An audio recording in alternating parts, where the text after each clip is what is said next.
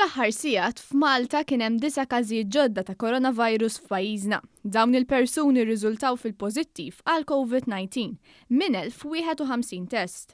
F'konferenza tal-aħbarijiet is-Supretendent tas-Saħħa Pubblika, il-Professur Charmaine Gauci, qalet li n-numru ta' każijiet issa tela għal 393 każ.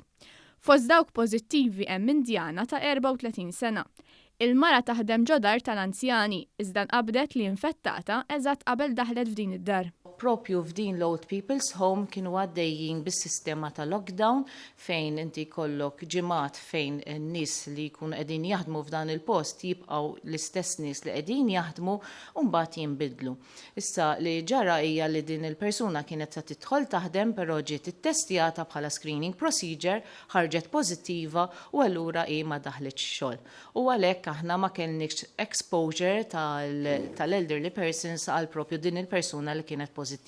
3 immigranti residenti fiċ-ċentru miftuħ ta' Ħalfar irriżultaw pożittiv minn 20 test li saru 2 fost l-immigranti li qegħdin kwarantina. L-immigranti infettati huma rġiel, wieħed ta' 23 sena mill-Kosta tal-Lavorju, Tuneżin ta' 18-il sena u Sudanis ta' 25 sena. F'każ separat Ingliża ta' 23 sena li tgħixu taħdem Malta ġiet infettata bil-virus. Mara ta' 50 sena wkoll ġiet pożittiva għal COVID-19. Il-mara ma marritx għax-xogħol meta ħarġula s-sintomi. Il-Professur Gauci qalet li hemm każ ta' anzjan ta' 71 sena li beda bis-sintomi ta' ġeħtara Sudani fi-11 ta' April. Bl-awtoritajiet tas-saħħa din jintraċċaw lill-membri tal-familja tiegħu li kellhom kuntatt miegħu. Raġel ta' 48 sena għal-virus, bis-sintomi ħarġulu fil-11 ta' April u l-aħħar ġurnata li mar ix-xogħol kienet fid-9 ta' April. Id-disa każ huwa ta' raġel ta' 30 sena. Bl-awtoritajiet tas-saħħa din jintraċċaw lil kollegi fuq il-post tax-xogħol tiegħu. Il-Professur Charmaine Gauci reġgħet appellat sabiex kulħadd isegwi l-miżuri.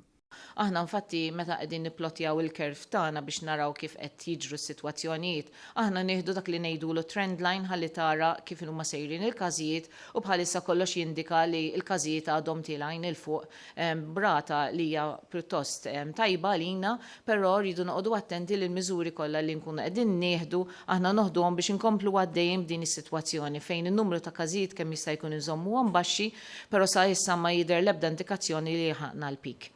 Il-Professur Gauci qalet li żewġ persuni għadhom qed jinżammu fit-taqsima tal-kura intensiva.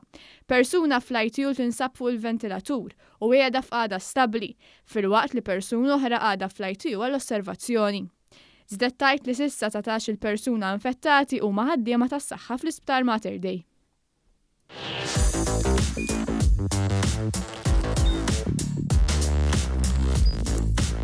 Idħol fuq one.com.mt u hemmhekk tista' tara l-programmi kollha li jxandru fuq One permezz ta' One Play.